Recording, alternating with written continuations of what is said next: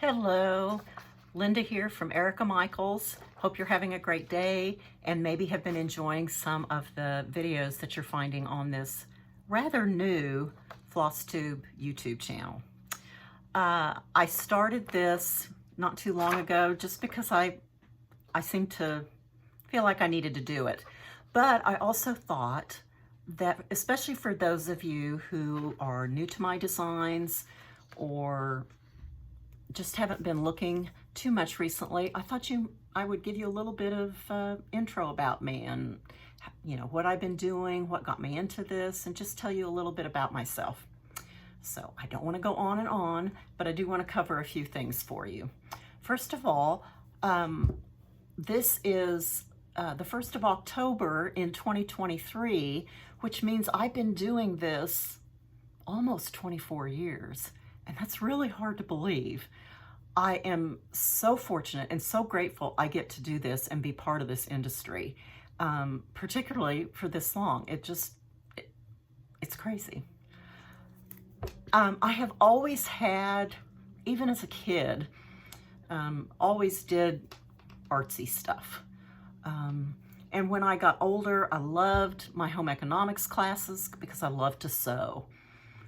And just kind of one thing led to another. But I do have to kind of, when I think about those roots, I have to go back to a couple of my teachers. Mrs. Cox was my art teacher. She was a stay-at-home mom. And until her kids got older, like many women did, she did not teach in the schools, but she offered classes at home. And so there would be small groups of us that after school we would walk to Mrs. Cox's house and have an hour or so of art, and it was wonderful. And then the timing was such that when I got to high school, she was my art teacher all 4 years of high school. So I owe her a lot. And then also in high school, Mrs. Geist was my home economics teacher. And that's where I learned to sew. And as she would always say, learn to avoid the homey fireside look. That was her phrase. And so when I look back and I think about Mrs. Cox and Mrs. Geist, I think I just bet they would be thrilled to death to see what I've been doing here these last many years. Took me a while to get here.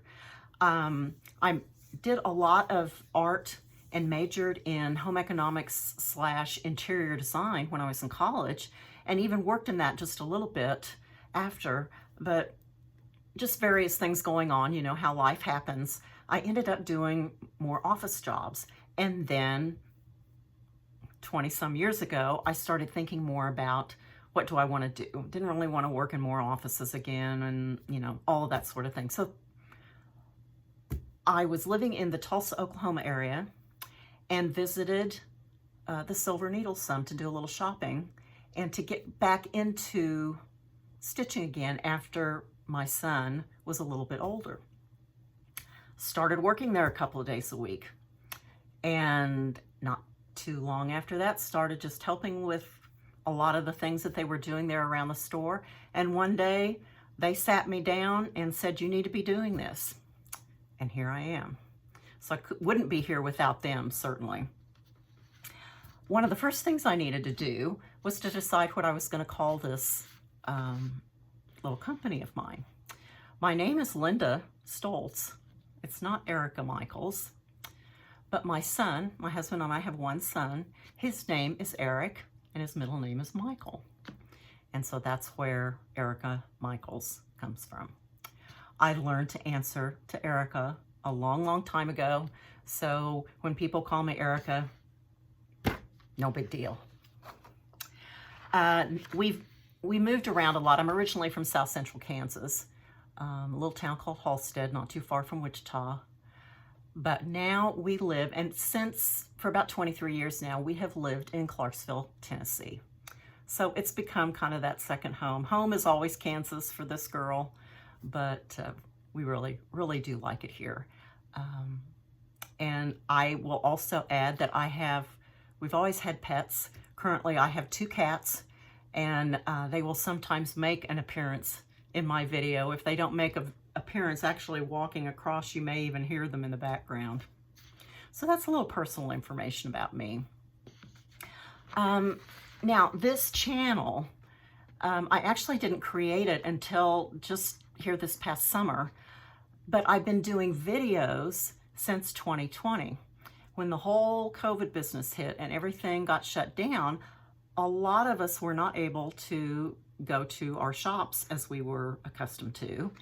And I couldn't, even if I did send out a trunk show, it was not going to do a lot because people just weren't getting out to see those things. And so I jumped in, got my phone out, and started doing these videos.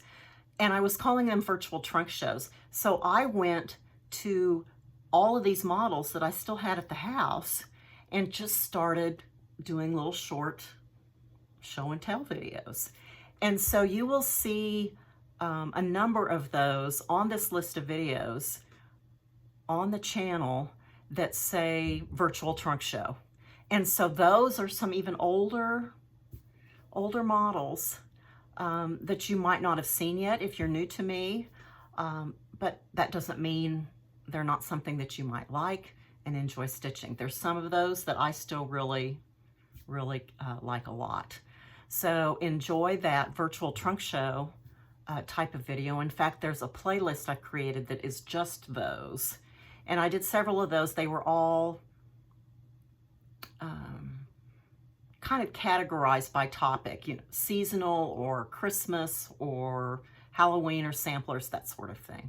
So dive right into those. The rest of the videos that you're going to find are the ones that I do prior to a new release. And that's primarily what I'm doing most of my videos for. So I want you to know that even though this channel is pretty new, there are like 40 videos there going back to 2020. And that's why there are so many right now. They have always been posted on my Facebook page, but I know if you just want to browse or try to search for a video, it's a lot easier to do that here on YouTube than it is to dig into Facebook. So that's kind of the reason for the channel. Again, going forward, most of the videos that you're going to see about me or with me are going to be about new releases. So, you know, a week or so before something is things are released, I'll get on and do my show and tell. I'm not going to do a regular kind of schedule like a lot of our other Flosstube folks where I'm here every couple of weeks or something like that. That's just kind of not how my, just not really in my plan or how I go about doing things. So you will see me, and I'll post about it on Facebook and Instagram when there is a new video. And if you subscribe, of course, you'll get notifications. But that's kind of how I think this channel is going to work.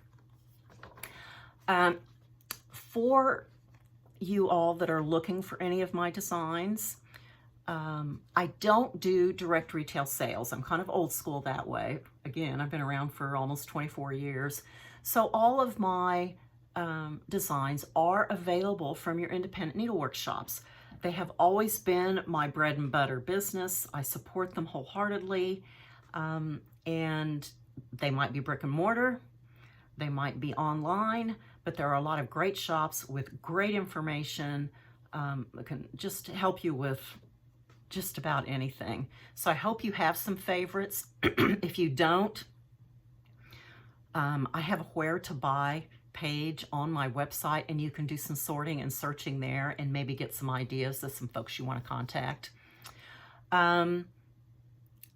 Those retailers, many of them are automatics, but all of them can order from me directly, or they can use my distributor.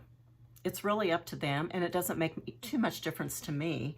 I will say this, that the distributor in general is only going to carry more new designs. And so if you're looking for something that's been out for a while, isn't quite as new, then chances are the distributor may not be carrying it, and that means that your retailer needs to order it directly from me. But rule of thumb, if it's on my website, it is current and available, no matter when it was published. One little other bit, I know a lot of other designers are doing this now, but I don't do any of my designs in PDFs. And for some folks, I know that's a bit of an issue, but it just isn't working for me for a variety of reasons that I won't go into at this point. So that's kind of the housekeeping kind of business side of things about how this works. But please support those retailers. You can get all those supplies from them. And they are a huge source of knowledge about everything in our industry. Now, I was talking about the where to buy page on my website, and I want to talk about the website just a little bit more. There is loads of information there. And so if you're ever wondering about something, obviously you can contact me with a message on Facebook or something, but there is a lot of information on the website, and you may be able to find it pretty quickly there. I mentioned the where to buy page. There, the designs section has a page for each design title, and there are multiple images then. So if you're looking for different, additional images of something, maybe some detail, you'll find them there. And there's a supply list of everything I used in the models, if you want to look at that. The other thing that is there is if there was a typo in a pattern or some other kind of error or something that needed clarification, you're going to find information about those little fixes on the website. I also have an events calendar. I have a page for what's new so that you can kind of quickly see what are the newest things. I have a tutorials page where I talk about berry assembly and also stitching on silk gauze. So there's lots and lots of information. There's also a contact button. You just click that, fill in the form, and I get that message. So you can always ask me questions that way. So again, website, great source of information about my designs. I'm going to hopefully do this fairly successfully. I wanted to give you a quick little tour of my little small workspace. I work in what they around here call the bonus room over our garage. And not too long ago, I was kind of curious, and I have about 180 square feet. So it's not a lot. I do overflow into a spare bedroom for some storage items, but this is my little workspace. And so I'm going to see if I can pick this up and reverse this a bit and show you around.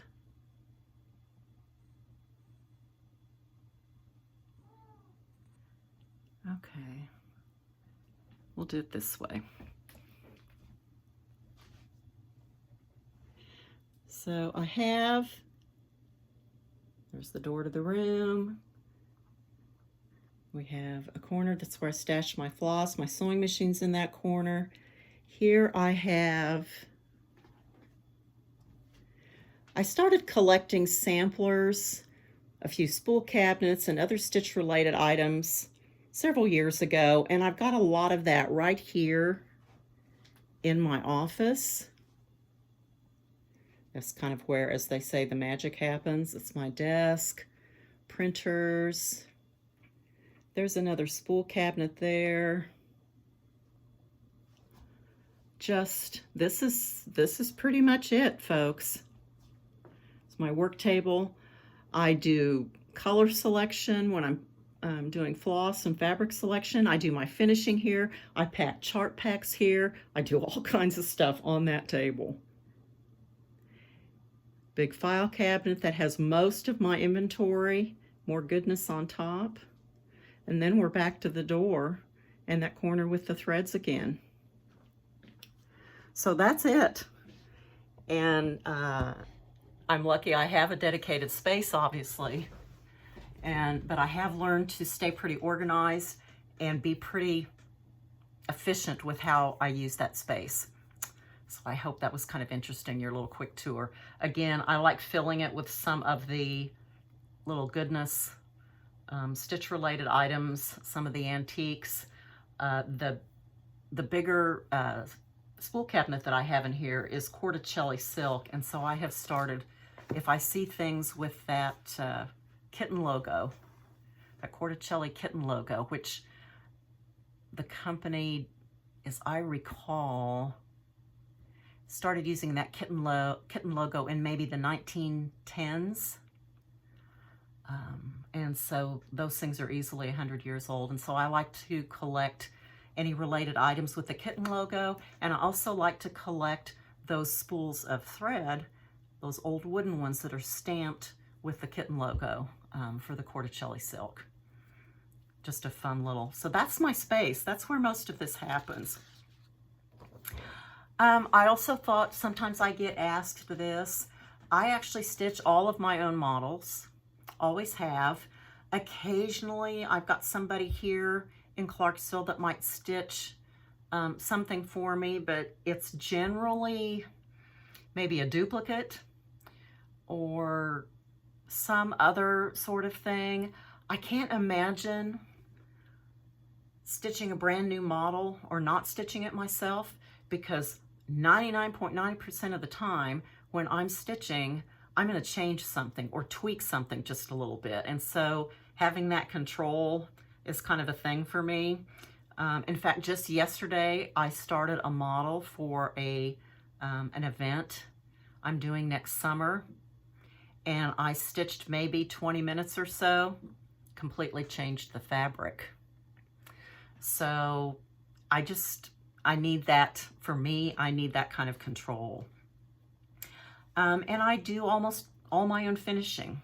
There are a couple of things that I have sent out, but for the most part, I do all my own finishing. It kind of harkens back to my days with Mrs. Geist in home economics. She taught me some really good habits and skills, and I learned some more even in my interior design days, because I ended up kind of as a side gig for the company I worked for, doing a lot of the throw pillows and little small fabric type accessories for their jobs, and kind of honed some more skills that way. So that's just kind of a part of me.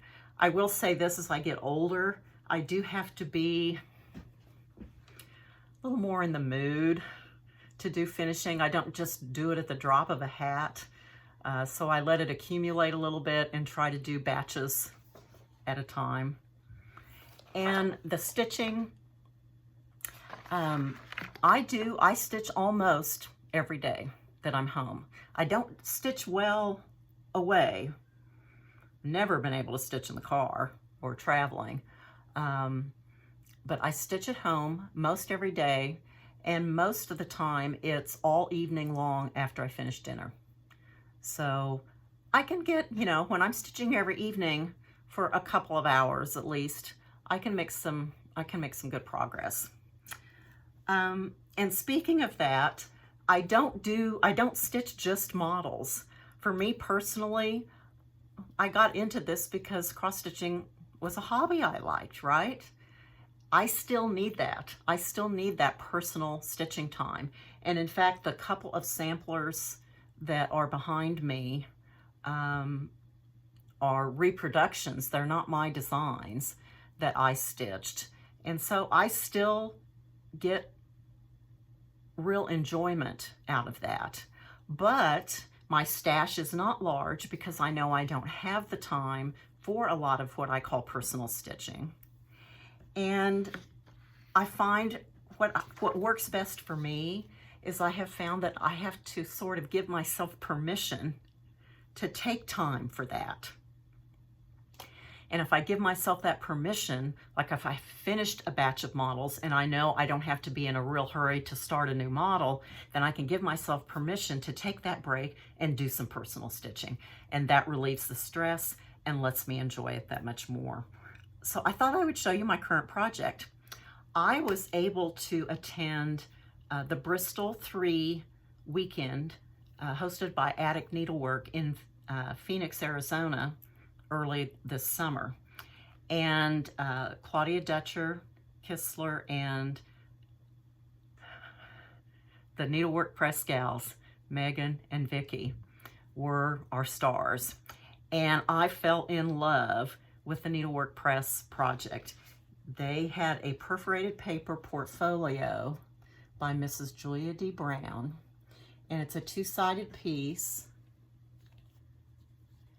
And it's absolutely stunning. And I decided not to do it on the perforated paper. But I did give myself that permission earlier this summer, and I've got the first side of the portfolio finished. It's just wonderful. It was one of those that was just really, really hard to put down. Has kind of an interesting, slightly unusual color scheme. I cannot wait for when I can give myself permission again and start working on the second half, which is the big floral wreath and the big butterfly or moth up there. I think I'm still going to finish it into a portfolio, but obviously I'm stitching on linen instead of perforated paper. So as I've been stitching this, I've been kind of going over in my mind how I might do that. I think I've got it mostly figured out. So like I say, when I can give myself that permission again, I'm gonna jump in and do the second side of Ms. Julia's portfolio. So that's what I'm working on now when I'm not working on models. And I might try to throw those kinds of things into some of my other preview videos here and there, if it seems appropriate. I don't like to do extra long videos, and so we'll see what might pop up here and there. So I think that kind of wraps up my little introduction about myself and kind of what I'm doing and how I got here. I really hope you enjoy my designs. I have to say to all of you who are big supporters, I really appreciate that. We're all part of an industry here that is quite special. And I said it early on, I'm so grateful I get to do what I do. And I appreciate each and every one of you for your contribution to that and your support of the retailers and all the other people in our industry, you know, our dyers, the threads, the fabrics, the trims, all the fun doodads, you know, whatever it might be. It all comes together for something that is very, very special. And I'm grateful to everybody. So I hope you can continue to watch these videos. You can follow me on Facebook and Instagram. Enjoy, have fun with what you're doing. Truly enjoy what you're working on. That's why we do this. And have a great week. And I'll see you next time. Bye.